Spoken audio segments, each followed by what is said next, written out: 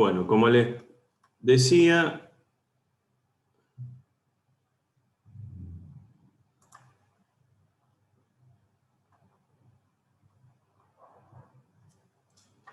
estábamos hablando de que el hierro en la hemoglobina tiene que estar reducido de manera de que sea funcional. El cuarto sistema, el sistema de las diaforasas, es el sistema que lo mantiene de manera en hierro 2, que es el funcional para cargar el oxígeno. Esta era la última,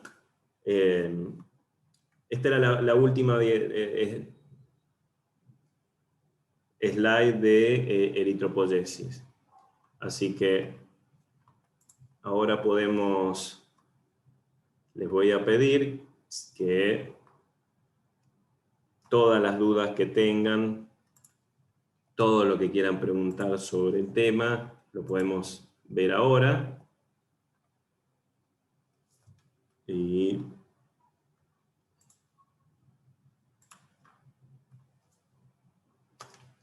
pueden abrir tranquilamente sus micrófonos. ¿Me escucha, profe? Escucho perfectamente.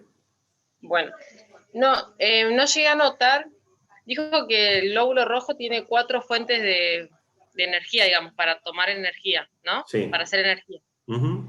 La glucólisis, anoté vía de las ventosas. Sí, están ahí en la presentación, es la número 2, sí.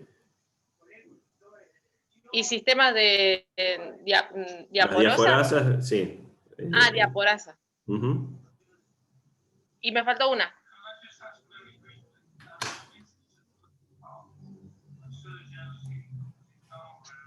Y el tercero es el metabolismo de nucleótidos, que es finalmente el que genera ATP a partir de ADP.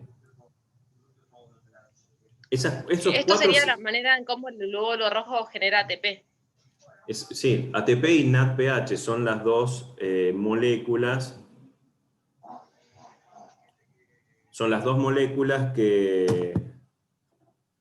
moléculas a partir de las cuales puede generar energía.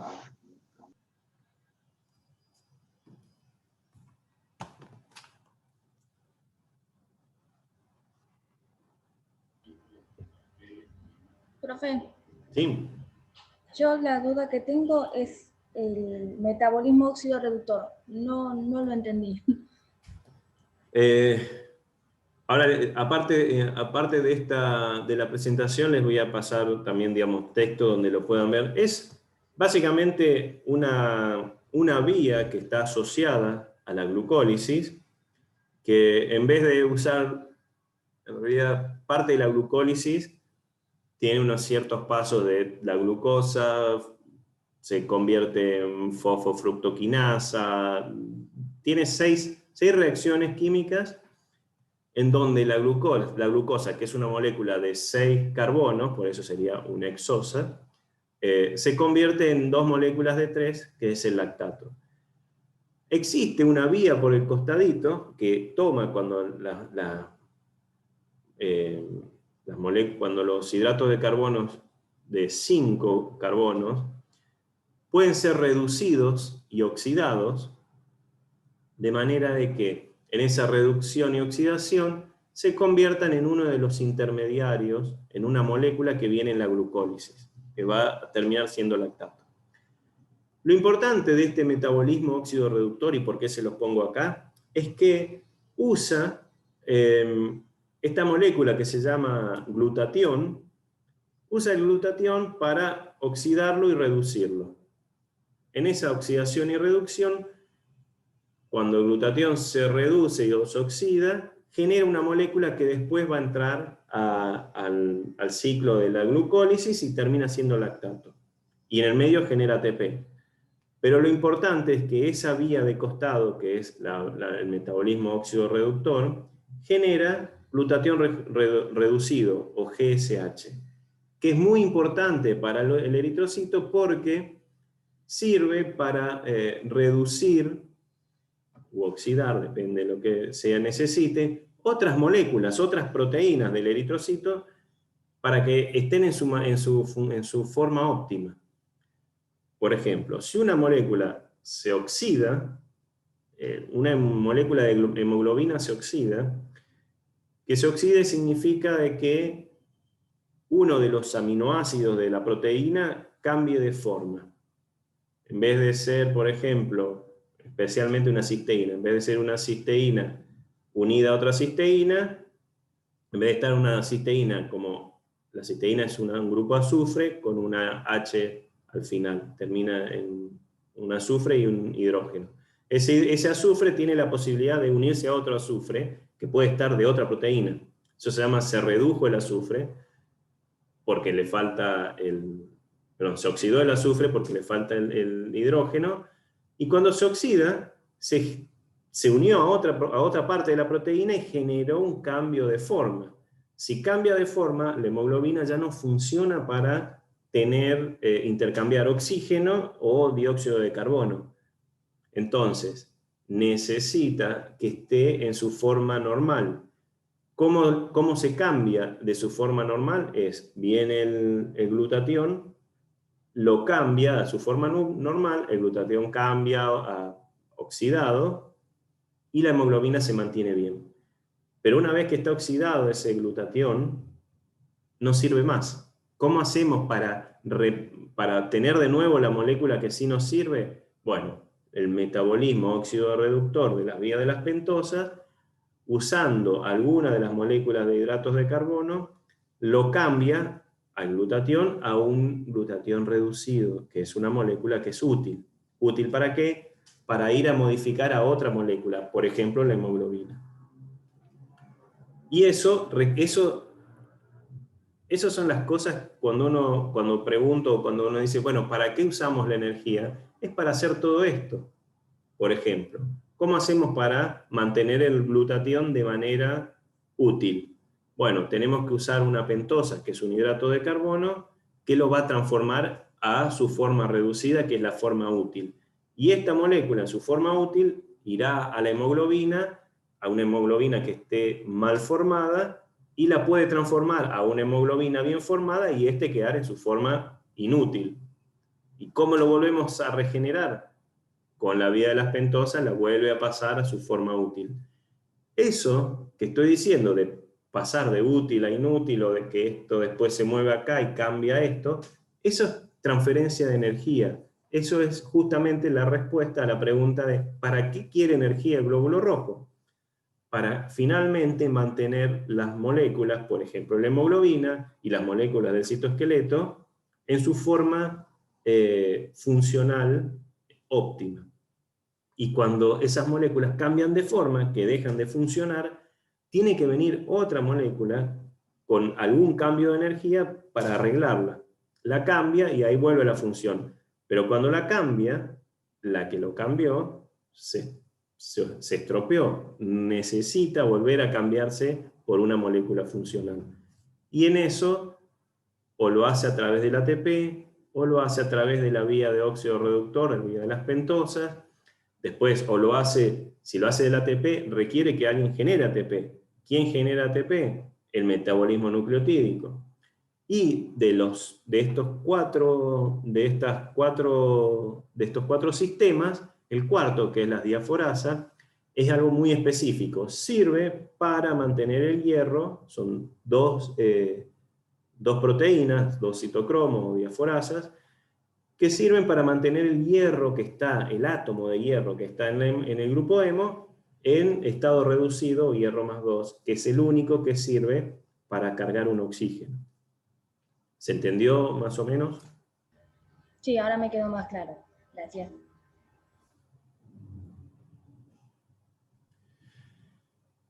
Bueno, a ver, acá me preguntan, ¿en cuál de los precursores de eritrocitos se comienza a sintetizar la eritropoyetina?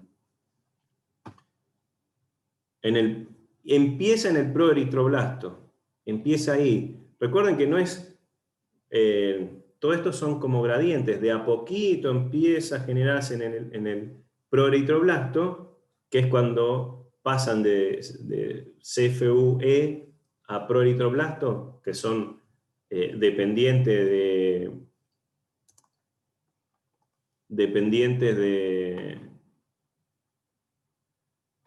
eritropoyetina. Voy a volver a...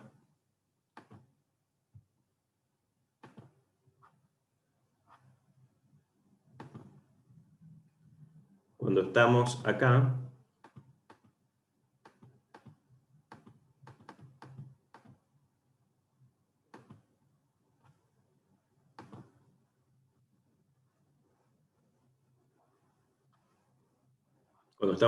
en esta, acá, las células precursoras, parte de lo necesario en esto de ser célula precursora, no solamente de que se va a dividir más o menos, dependiendo de la cantidad de eritropoyetina, sino también van a empezar a generarse todas las proteínas y todo lo necesario para transformarse en eritrocito.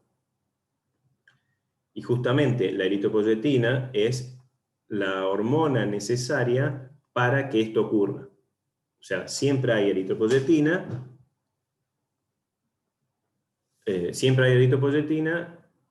en el cuerpo, digo, siempre hay eritropoyetina. ¿Por qué? Porque necesitamos, sí o sí, en el día a día, generar glóbulos rojos.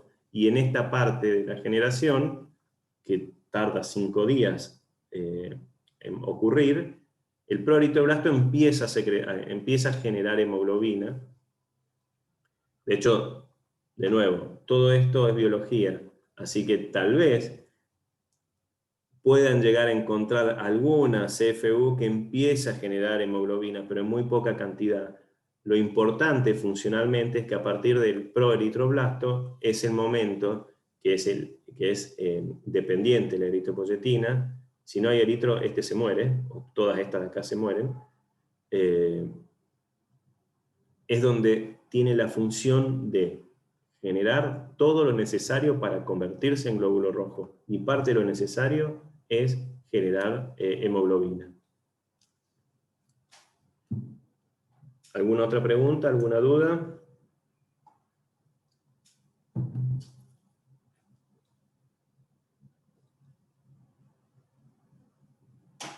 De nada, Belén.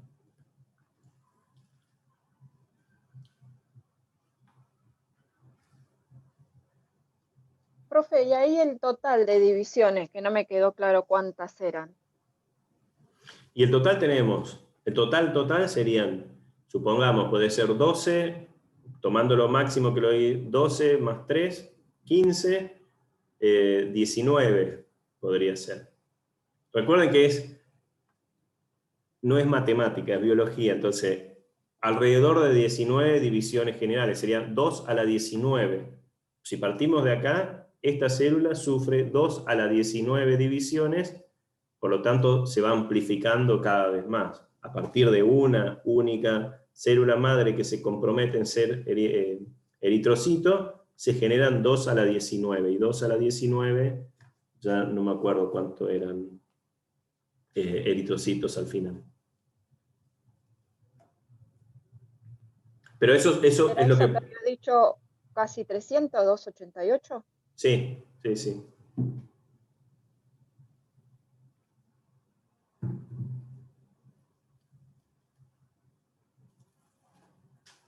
Exactamente.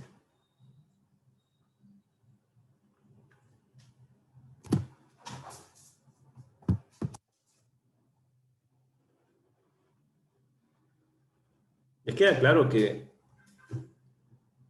es muy necesario y digamos que esto está ocurriendo constantemente de a miles de millones en todo momento de nuestra vida y no podemos quedarnos sin eritropoyesis? Que en el cuerpo necesitamos que estén circulando una determinada cantidad de glóbulos rojos con una determinada cantidad de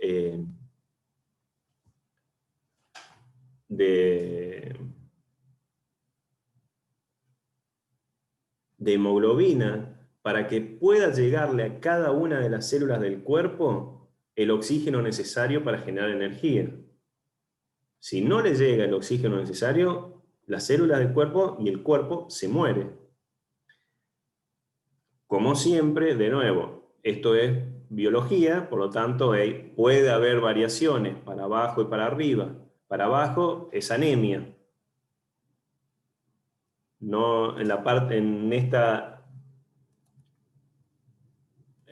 nosotros, o en esta parte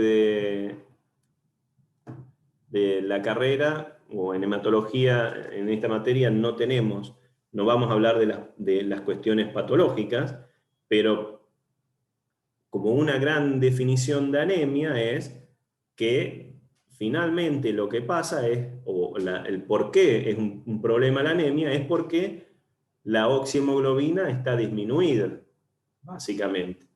¿Por qué?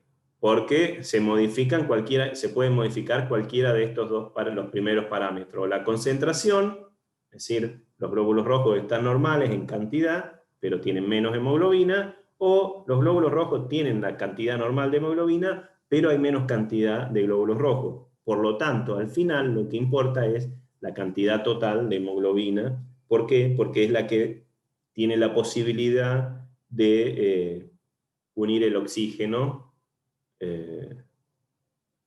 y llevarlo a las células. E inclusive podríamos tener una concentración normal de hemoglobina, una cantidad normal de glóbulos rojos, y por alguna mutación o por algún problema genético, la hemoglobina no pueda funcionar bien. Por ejemplo, que alguna de los genes del sistema diaforasas esté mutado. El sistema de diaforasas hace que el átomo de hierro de la hemoglobina, del grupo hemo, esté reducido en hierro 2, que es el que es útil para cargar oxígeno. Si esa diaforasa, hay algunas familias, digamos, hay unas cuestiones genéticas que hay mutaciones ahí, entonces el hierro se pasa a hierro 3, no carga oxígeno, y es otro tipo de anemia, donde funciona perfecta. Si se mide la cantidad de glóbulos rojos, están bien. Si se mide la concentración de hemoglobina, está bien, pero la hemoglobina no es capaz de cargar oxígeno, por ejemplo. Es otro tipo de anemia. Creo que lo van a ver en otra materia. Así que eso, lo importante de todo esto es justamente que lo que mide el cuerpo y la función más importante de los glóbulos rojos es hacer que la hemoglobina, la oxihemoglobina, llegue a todas las células del cuerpo. Y para que eso ocurra, el glóbulo rojo tiene que tener la forma correcta, tiene que tener la concentración correcta de hemoglobina, tiene que tener la hemoglobina correcta, tiene que mantener esa forma en el tiempo, no se tiene que morir rápidamente. Recuerden que la vida media es 120 días, es decir, en general duran 4 meses circulando. Tienen que pasar, el diámetro del glóbulo rojo es de 7 micrones, pasa por lugares que miden 2 o 3, es decir, se achicharra, se estruja, y pasa y vuelve a su forma normal. Entonces, imaginen que eso pasa miles de veces en el día, de deformarse y volverse a su forma normal, sin romperse. Y esa deformación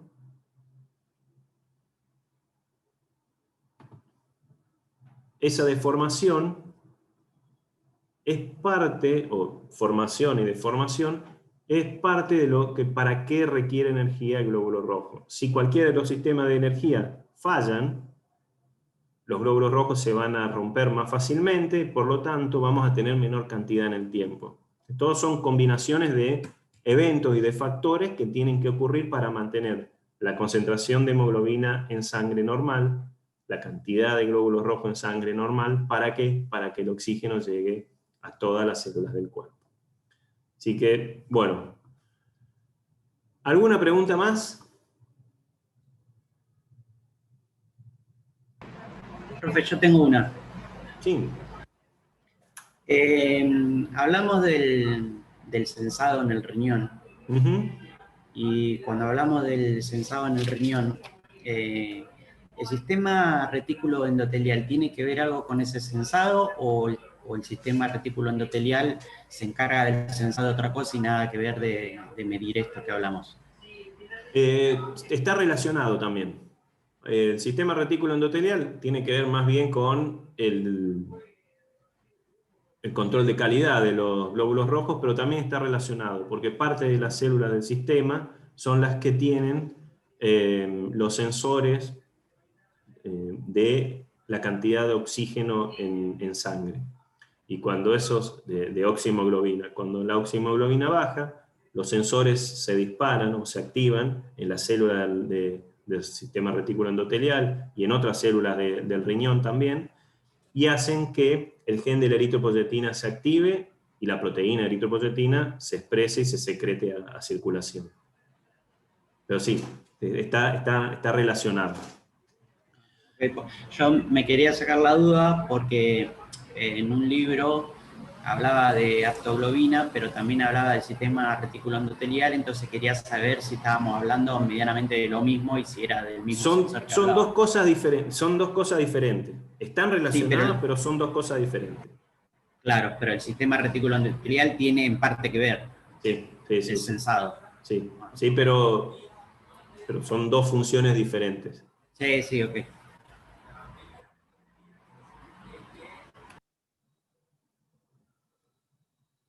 ¿Algo más?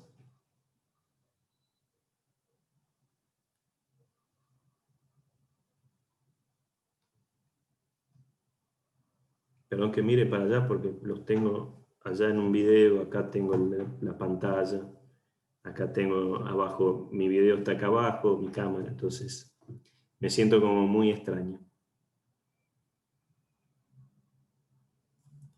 Bueno, la clase ya está subida al campus, ahora a la tarde o en un ratito terminamos acá, le voy a subir algunos artículos de cosas para leer y quiero para la semana que viene,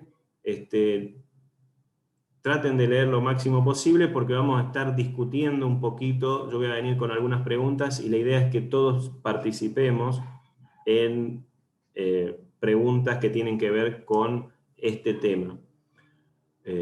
Porque ya vamos a empezar dentro de 2 clases con otro tema también similar, pero otro de los linajes, un poco más corto igual, pero otro de los linajes, ya empezamos a salir de los glóbulos rojos, que a pesar que son como los más importantes que tenemos dando vuelta en la sangre. Así que bueno, los dejo por acá. Cualquier pregunta, por favor, la suben al Classroom, no hay ningún problema. O me lo mandan por mail. Así que vamos.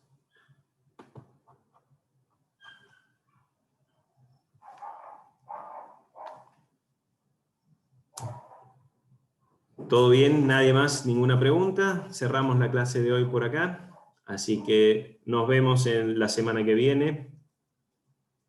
Hasta luego. Chau, chau. Hasta luego, nos vemos.